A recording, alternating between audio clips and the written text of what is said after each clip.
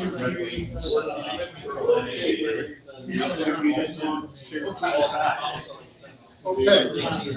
we're gonna get started here. Okay, I think we should rename this conference. We should name this year's conference the John McGraw Conference. Because this is the third research presentation at this conference that is devoted to John McGraw and in part to John McGraw. Hi, can I help you? Are you with us? In a way, I got here late today, never got my paperwork. Oh, okay. Are you with our group? Yes. Oh, yeah, come on. Sorry. I didn't recognize you. Save that chair on the end for me. Is that what it says? Okay, no, that one, I'm gonna sit it. Okay. So, for anyone that was here last,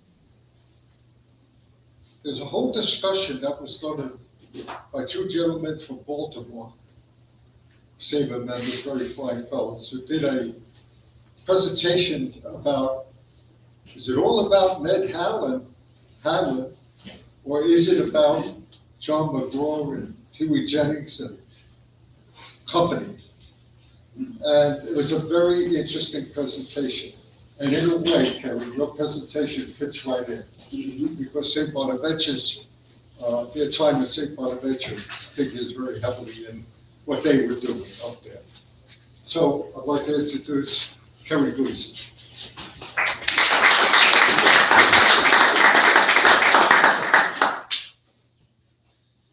Thank you very much, Peter. And okay, you guys ready to have some fun? Because we're going to talk about two of the most colorful characters in baseball in the 1890s and first part of the century. So my name is Kerry Gleason, and my presentation is titled "The McGraw-Jennings Baseball Incubator at St. Bonaventure." My focus is on how two guys that were barely 20 years old changed the game of baseball as coaches of a small college team in the Enchanted Mountains, New York State. And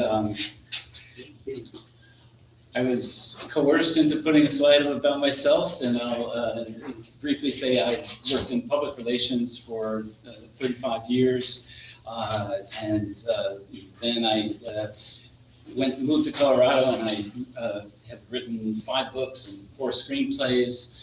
And my most recent book is titled "The Giant and the Tiger," and it's about the amazing friendship between John McGraw and Ivor-Jennings. So who are McGraw and Jennings? I guess that there's 3 presentations about John McGraw. Just briefly, he was born April 7th in 1873 in Truxton, New York. Which is about 15 miles south of Syracuse, and it's not too far from right here in Cooperstown.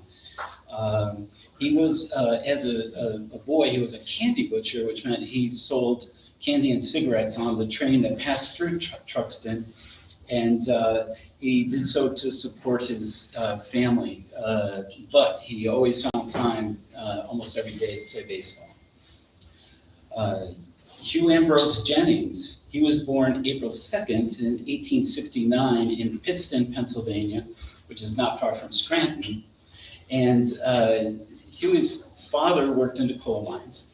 His brothers worked in the coal mines, and Huey worked in the coal mines. He was a breaker boy, which meant that he broke apart the anthracite coal to remove any impurities from it. And he hated it. He didn't like it as much as baseball. But he used to, at the end of the day, he would organize baseball games for all the boys that worked in the mines. So here we see the Spalding Guide. John McGraw was recognized in his town as the boy who had a baseball in one back pocket and the A.G. Spalding Guide in the other. He memorized the rules, and every year he would buy another Spalding Guide to keep up with any changes in the rules. At 15, he was good enough to play for the Truxton Grays. And that was a local team that played against other teams in central New York. And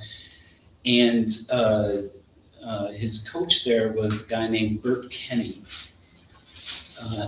After the one season that John McGraw played there, Kenny moved to Olean, where he became the owner-manager of the Olean Oilers. And that was a new team that eventually the league became known as the New York Penn League. So here's a picture of John McGraw in Olean. He was 16 years old. He jumped a train to Olean, thinking that his former coach would bring him on as a pitcher. Bert Kenny already had his pitching staff in place, but he knew that McGraw made some sacrifices to get there. So he said, well, why don't you try out for third base? And McGraw had moved there. He had no place to live, no money. So, but he was eager for the chance. His very first day of practice, it was witnessed by a Franciscan priest from the area college. It was known as St. Bonaventure College at that time. And Father James Dolan was that Franciscan priest. And he offered McGraw a room and 3 square meals a day, staying at a dormitory at the college. And the two of them became very good friends. So McGraw's debut with the Olean 9 was auspicious. He rode the pine for 5 games before even getting into a game. Then when he finally got a chance to start, there were 10 balls hit to him. He made 8 errors. So wasn't a good way to start, and his tenure with the Olean team lasted only about 5 more games. So John, he was ready to hit the road, and Father James approached him and he said, you know, I just want to leave you with one piece of advice, and that's don't ignore your education. So we'll fast forward here, and 2 years later, John made it to the Baltimore Orioles in August of 1891. And Baltimore was then with the American Association, which was a major league. John hit .270 in limited capacity that year. But he earned the right to come back the following year. And in 1892, Baltimore was added to the 12-team National League. And John McGraw played a little more regularly, and he hit .269. Again, fairly respectable. After the season was over, he was trying to figure out what to do, and he had a couple of different choices. He didn't want to go back to Truxton. He had a falling out with his father.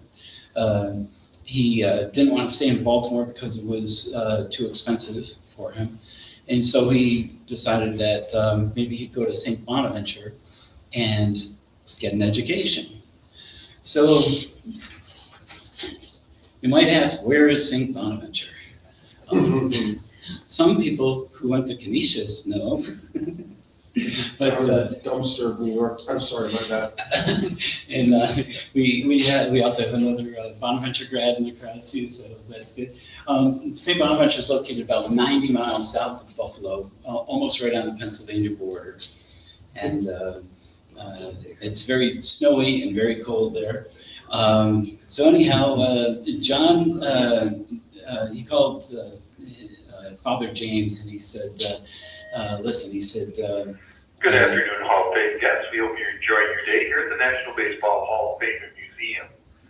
This is just a reminder that the final showing of our 17-minute film, Generations of the Game, will be taking place in about 10 minutes at 3:30. Once again, final showing of our 17-minute film, Generations of the Game, will be taking place in about 10 minutes at 3:30, and that'll be on the second floor in our grandstand theater. Thank you, and enjoy the rest of your day here in Cooperstown. By the way, Canisius, St. Bonnet, and Niagara called the Little Three. So that's why We have a little. it's a rivalry rivalry in that area. It goes back a lot of years. Anyway, don't anybody think about leaving for the second floor. Anyway, so John, he got in touch with Father James. He said, "Listen, Padre," he said, "I don't have money for classes, but how about I exchange my knowledge and coach your baseball team during the winter months in exchange for tuition and room." And so it turned out to be a good deal. Father James, he was an avid baseball fan. He had started a very ambitious intramural program and was just starting a team that was going to play other schools and local teams. So John's timing was perfect in his. And James said, "Hey, come on up to St. Bonaventure." John was excited, and here's a receipt. He bought baseball gloves for the entire team, and this is a receipt from I purchased from a New York outfit for a bunch of baseball gloves. What a deal! Now McGraw was still just 19 years old. And a lot of the players at St. Bonaventure were older than he was. But he still commanded a great deal of respect because he had more than a year's experience playing Major League Baseball.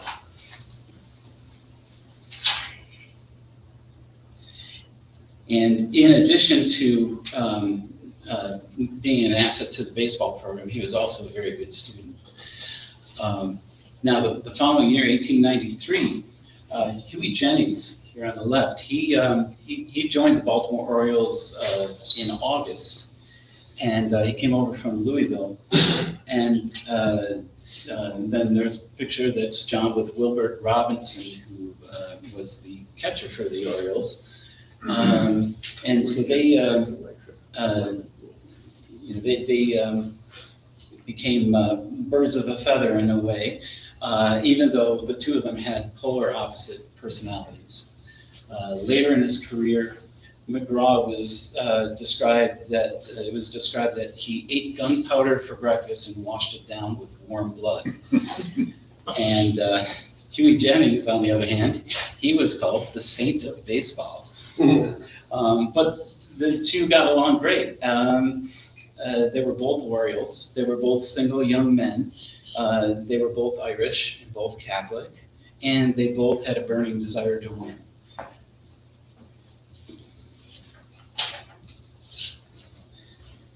And now in 1892, Ned Hamlin came on board as manager of the Orioles, and they were a losing outfit. They had been in last place.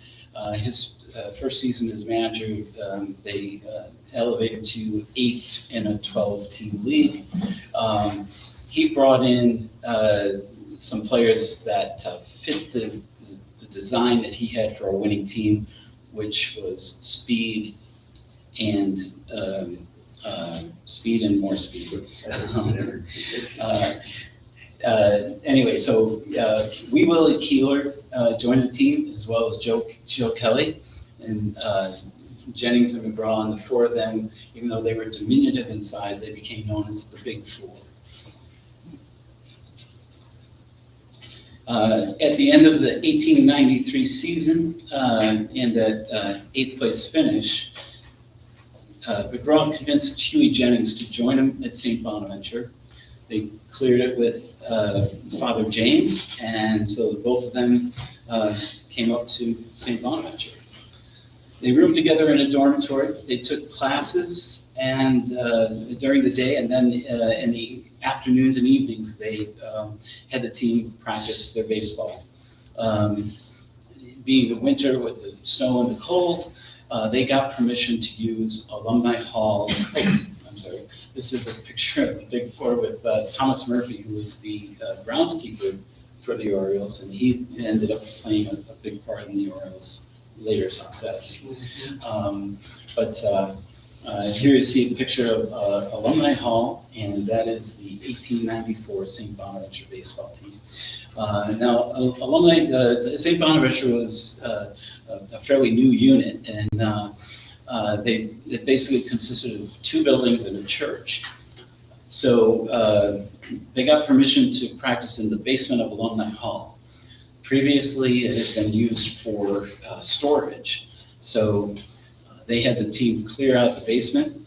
They hung heavy drapes over the windows. They built a batting cage out of chicken wire, and then they hung kerosene lamps for lighting.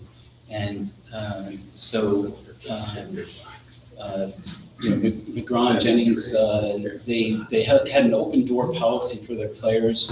They used to stay up late talking about baseball into the late hours of the evening, and they invited their players to come and join them and do the same.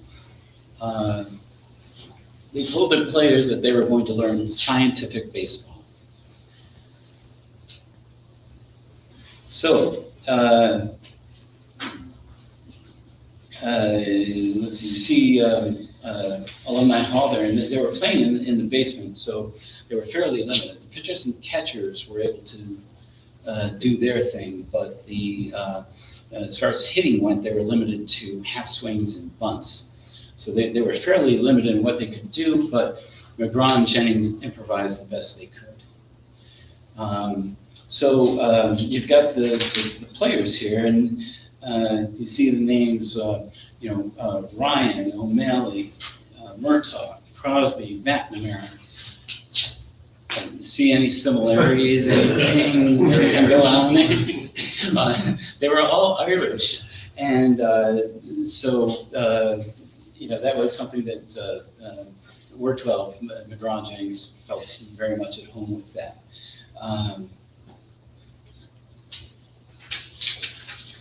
So I mentioned the names of the players because they became an instrumental part in changing the game of baseball. As my beloved journalism professor Russell Jandoli once told me, he said, for every name on the marquee, there are 1,000 that put it there.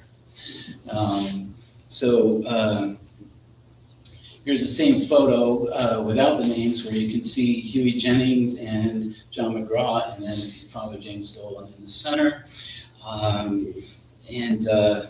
In one of their late night skull sessions, McGraw and Jennings, they were thinking about ways to advance runners on the base paths.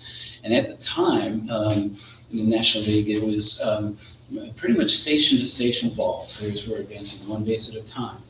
And they wanted to see if there was a way to move runners across faster. And they came up with what they called the hit and run. They made sketches and scribblings, and they took them down to the basement of Alumni Hall and put them into practice. So they put their plan to the test. They had Murtaugh at first base and O'Malley at second. Conlon was the right fielder. Norton was a runner at first base, and McNamara was the hitter who was trying to move him over. And so Norton took off for second base when the pitcher was ready to deliver the ball, and O'Malley went to cover the bag, and it left a big hole on the right side of the infield, and McNamara had no trouble in bashing the ball through the hole in the infield. They tried that over and over again with different players, and it seemed to be working. McGraw had an idea. He asked if any of the guys had a stopwatch. One of the guys raised his hand, and McGraw sent him to his room and came back with a stopwatch, and they started timing how long it took for a runner to run from first base to third base, how long it took for the outfielder to field the ball and throw it into the third base. A math major on the team, he took that information, he charted it, and they put together a mathematical equation, and they calculated the risk-reward formula, and the hit and run could be a success. And after all, this was scientific baseball. So the next spin-off of that would be, because again, they were limited in the basement, the bunt and run. And they practiced that, and that worked almost as well. They worked on other plays also. The squeeze bunt, the drag bunt, the double steal. And then, again, because of the limitations, another play just kind of came to them, and it became known as the Baltimore chop. So now, some of these plays had appeared in baseball before, but McGraw-Jennings incorporated into a whole strategic system for using the speed to throw their opponents off guard and create chaos. And if you look at the hit and run then versus now, back then, the main objective was to create chaos. It forced infielders to move, which made bad infielders worse. And not only that, but at that time, they had a lot of what we'll call hyper contact hitters, whereas in today's game, we have more power hitters and more athletic infielders. And so the hit and run is used mostly to avoid a double play. So here's an article that was written after, this was probably a couple decades after their tenure at St. Bonaventure, but quote from this article, it says, "The two experimented with newly designed plays and strategies which transformed gameplay not only at the college level, but also in the professional ranks. In terms of baseball management, the two were a coalesce of orderliness, strategic inventiveness, and analytical skill." Not only that, but they were also known as tough, firm authoritarians. Now, the plays that they designed, they would have gone nowhere. They would have gone to the dustbin of history, if not for Ned Hamlin. When it was time for McGraw-Jennings to go down to spring training, they brought their plays to Hamlin and asked if they could try them. And Hamlin, he was a very aggressive manager, and he said, let's give it a shot, see if it works. And with the crew that he had assembled, it did. And as they practiced it, they developed a whole scheme around it. So they went into the 1894, and they were armed with this new offensive arsenal. And the Baltimore Orioles catapulted from 8th place to 1st place. They won the pennant. And here we go. Here is the 1894 team, and 6 of the 8 position players on that team are right here in Cooperstown at the Hall of Fame.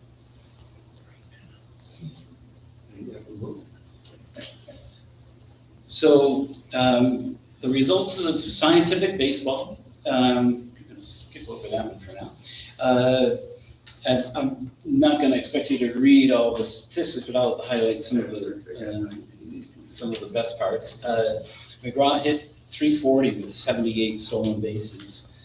Jennings raised his average from a paltry 182 to 335, and he also added some power. And then we look at the Baltimore Orioles as a team. They increased their team average from 275 to 343. They scored 351 more runs. Their OPS soared from 724 to 901. And they had 324 stolen bases compared with just 233 the year before. Other teams in the league, notably the New York Giants, who finished second, they complained to the league that the Orioles were cheating. But remember the teenage kid with the Spalding guide in his back pocket? John McGraw knew the rules probably as well as anybody else walking the face of the earth. And so he knew that the scientific baseball that he was teaching was well within the rules. And despite winning the pennant, okay, so they had the Temple Cup back then, which pitted the pennant winner against the second place team. And so the Baltimore Orioles, they played against the New York Giants in the Temple Cup series. That's a 7 series, and they got swept. The Giants won 4-0. And that was a bitter disappointment. Then, let's see. Oh, and these statistics, they're going to be in the handout if you want to take a look at them. Now, the next year, the Orioles, they also won the pennant again, and they played against the Cleveland Spiders in the Temple Cup. And this article in the blue, you'll see some highlights of this article. But when McGraw and Jennings went back to Bonaventure to coach, they were grousing about their loss 2 years in a row in the Temple Cup. And Jennings said, you know what killed us? It was throws from the outfield to the infield. They're either off target or players threw to the wrong base, and Spiders were getting extra bases. So they said, well, let's use our time here to develop a defensive strategy. And so the cutoff throw was born. And they developed a system where the outfielders would relay the throw to an infielder who would then decide which base to throw to, and because it's a shorter throw, it'd be more accurate. And the cutoff throw is used almost every inning of every game today. Now, these are the Temple Cup results for the following years. You'll see that the Orioles lost miserably the first 2 years, but then in 1896 they won the pennant again, and they beat the Cleveland Spiders. In 1897, they won 90 games in a 130-game season.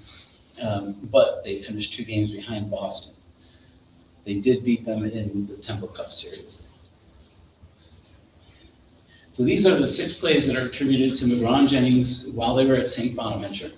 The hit and run, the bunt and run, the double steal, the drag bunt, the squeeze bunt, and the cutoff throw. And I will say that McGraw was innovative in other ways too. He invented, with Wilbert Robinson, he invented duck pin bowling. And later in his career, there are some other baseball things that he brought into play that are mimicked and still used today as well.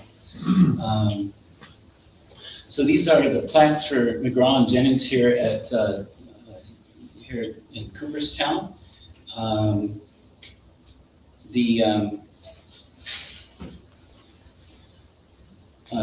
So with fewer than 3,000 students, St. Bonaventure is one of only 2 schools that has 2 or more Hall of Famers. Can anybody name the other college? Arizona State. ASU. Jackson, Reggie Jackson. You went to U of A. No, he went there. I haven't heard ASU. Columbia University, they've got 5. And John Montgomery Ward, Eddie Collins, Lou Gehrig, Sandy Koufax, basically was there for a cup of coffee, but it still counts. And then sports writer Leonard Cobbett.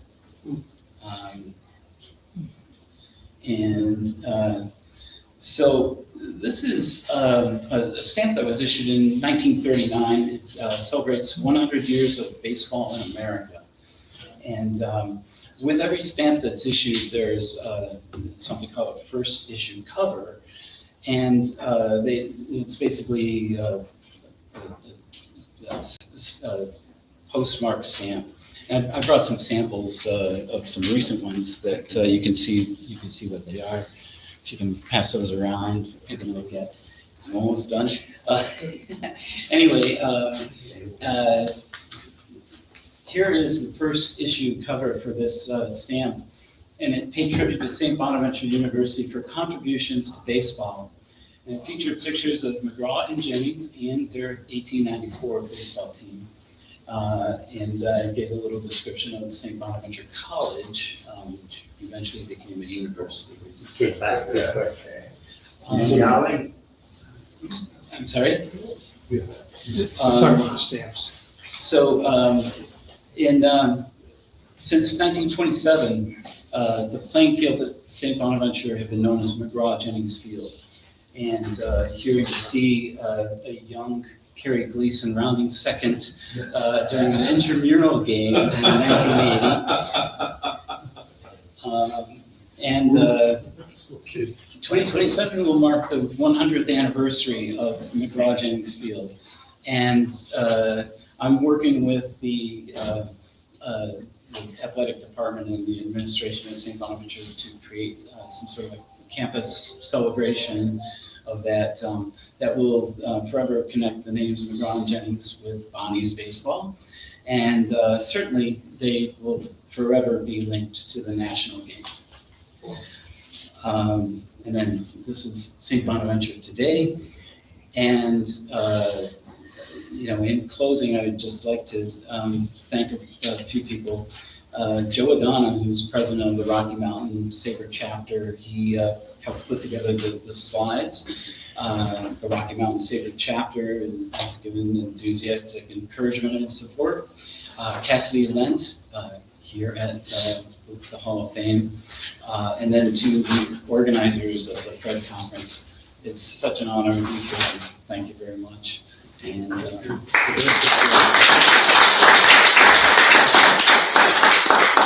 me ask you, if you hold any questions for Kerry till our break. We're going on break right now. We're gonna go back to the, the Giovanni Cellar room, and we have like a Thank you. thank you very much, everyone. It's awesome. Kerry. I'm building.